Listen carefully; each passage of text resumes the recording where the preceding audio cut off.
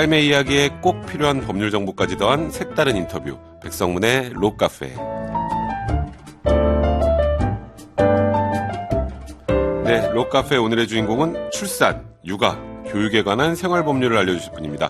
이재한 변호사 함께합니다. 안녕하세요. 예, 안녕하십니까. 이재한 변호사님은 보니까 육아하는 아빠 변호사 이렇게 불리는데 두 아이 아빠시죠? 예. 지금 근데 8살, 4살. 몇 살이요? 8살하고 4살 있어요. 8살하고 4살. 지금 한창 말썽 많이 필 나이네요. 그렇습니다. 근데 육아하는 아빠 변호사, 육아하는 아빠, 이거 아내분도 동의하신 건가요? 동의하겠죠? 동의하겠죠는 뭐예요? 그러니까 육아하는 아빠 변호사라면은 아이들을 위해서 뭘 해주시나요?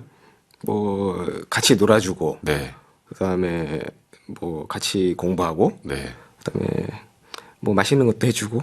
맛있는 것도 해주세요. 예, 요리도 하십니까? 예, 같은 그 백종원 선생님 그 레시피로 하니까 잘 되더라고요. 그러니까 요리도 해주시고 놀아주시고 공부도 같이 하고 네. 실질적으로 육아를 꽤 많이 하시는 것 같은데 그러면 이제 지금 8살, 4살이라 그러면 제가 아까 그 얘기했잖아요. 진짜 말썽 많이 피고 말 잘 안 듣고 뭐 이렇게 속 많이 썩일 그런 나이인데 어떨 때 제일 힘드세요? 요새 뭐 보면은 뗐을 때, 뗐을 때, 예, 둘이 싸울 때, 둘이 싸우면 예. 누구 편 들어주시나요? 한 번씩 들어줘야죠. 돌아가면서. 예. 근데 계속 한 아이가 잘못할 수도 있잖아요. 그렇긴 하죠. 예. 그래서 상황 돌아가면서, 봐가지고, 예. 예. 그러니까 이게 보니까 그 육아를 직접 그렇게 많이 하시면서 육아 관련된 어려움이 참 많으셨을 텐데 그래서 이런 책을 쓰셨네요. 저도 오늘 선물을 한 권 이재한 변호사님한테 받았는데 임신, 출산, 육아 생활 법률, 육아법 뭐 이게 어느 정도 연결이 많이 되나요? 그 아이가 아플 때는 네. 의학 서적, 그다음에 뭐 그런 것을 보듯이 네.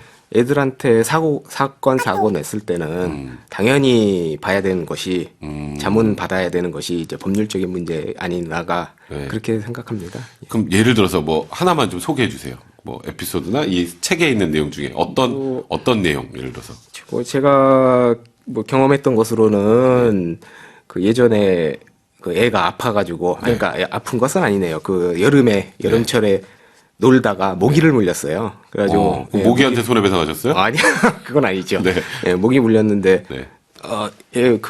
물린 부위가 막 부풀어 오르더라고요. 네. 그 부풀어 오르기만 했으면은 그래도 좀 대응을 했을 텐데 네. 갑자기 열이 나는 겁니다. 근데 이제 평소에 봤던 그 책에 보면은 네.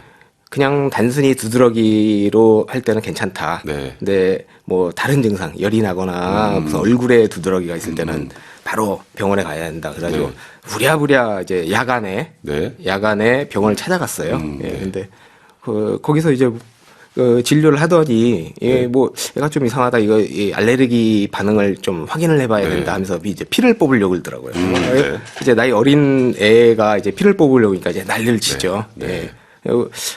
그래가지고 했는데 이제 막 발버둥 치니까 이제 제가 하지 말라고 하고 그냥 약만 받고 왔는데 예, 그 다음날 이제 자주 가던 이제 병원을 갔는데 거기서는 뭐 그냥 이 애가 좀 체중도 덜 나가고 어려서 이게 과잉 반응이 났을 수는 있다. 별 문제가 아니다. 예, 별 문제 아니다. 네.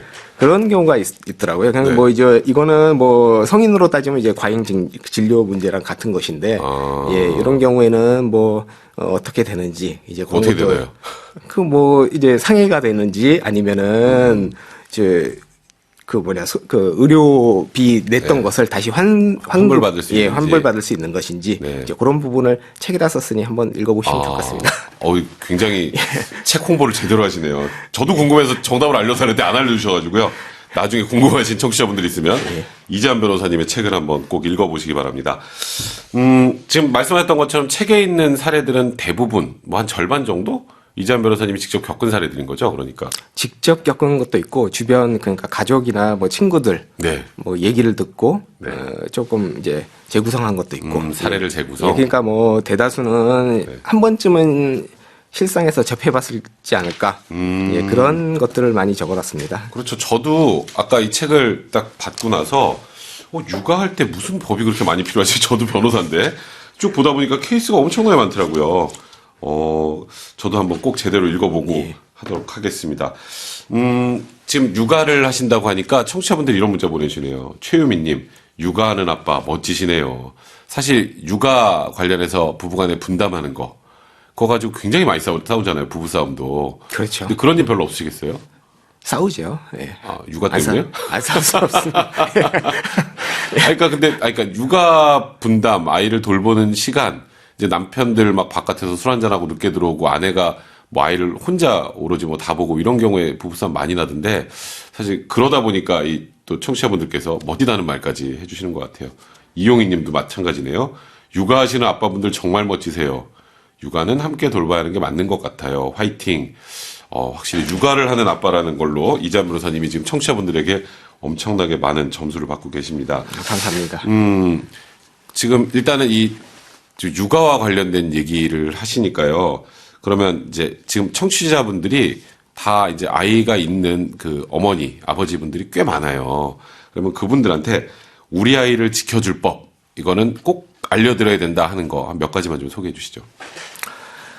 가장 일반 사람들한테 가장 밀접한 법은 제가 볼 때는 민법. 근데 네. 민법이 워낙 방대합니다. 그렇죠. 예, 네. 가족에 관한 부분도 있고 뭐 네. 재산법 관련 부분도 있고 그런데 이제 해당 부분만 조금만 한번 발췌해서 네. 살펴보시는 게 좋을 것 같고 네. 뭐 형법 같은 경우에는 죄 짓고 사질지 않아야 되니까 네, 그렇죠. 예 그러니까 한 번씩 뭐 얘기 들어두면 좋을 것 같습니다. 그다음에 제가 볼 때는 이 우리나라 교통사고 많지 않습니까? 그렇죠. 예 교통 관련된 법 그러니까 도로교통법 이런 것들도 보면은 사고가 어디서 발생할지 네. 이렇게 알 수 예측해가지고 미리 대응해가지고 할 수 있을 것 같습니다. 저 같은 경우에는 우리 애들 지나다닐 때 네. 항시 차가 멈출 것을 기대하지 말라.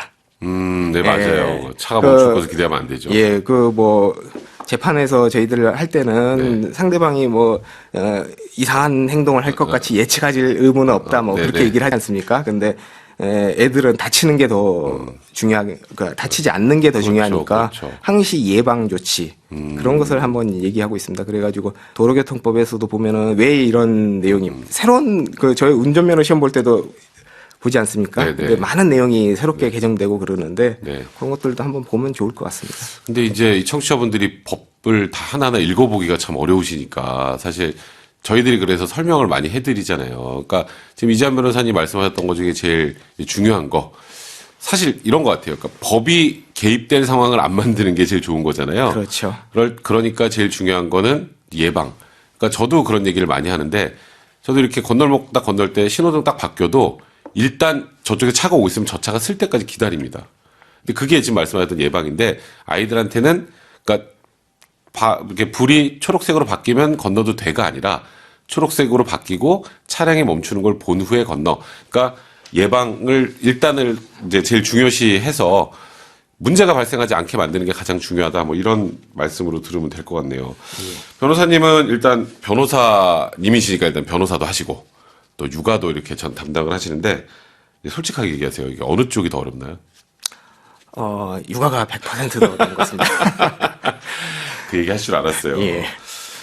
육아하실 때, 지금 뭐 100배 더 힘들다고 하시는데, 이제 아이들이 뭐 말썽 피고 말 안 듣고 떼쓰고 이러는 거 말고, 또 좀 어려운 문제 뭐 없나요? 그러니까 시간을 함께 하는 게 어렵다라거나 뭐. 그렇죠. 이제 학교 가게 되면은 이제 공부하는 시간도 많아지고, 요새 또 이것저것 많이 배우지 않습니까? 그럼 가르쳐 주기도 하세요? 공부를? 제가 기억나는 한도에서는 가르쳐 주려고 하고 요즘 있는데요. 너무 어렵던데.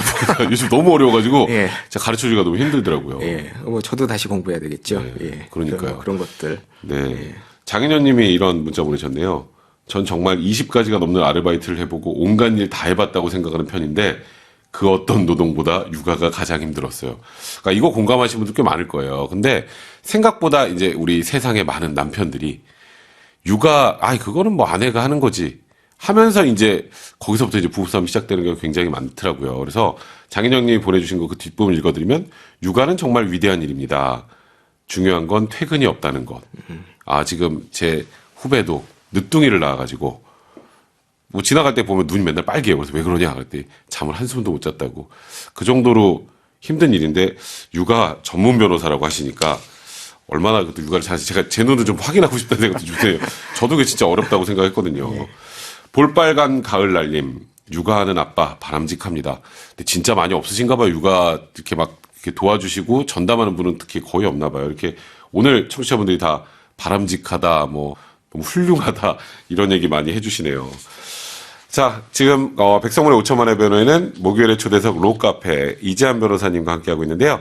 노래 한 곡 듣고 와서 계속 이야기 나눠보겠습니다. 수지의 겨울아이 듣고 오겠습니다.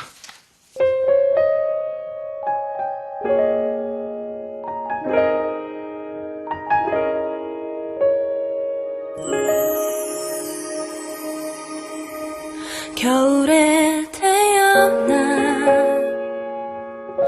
아름다운 당신은 난처럼 깨끗한 나만의 당신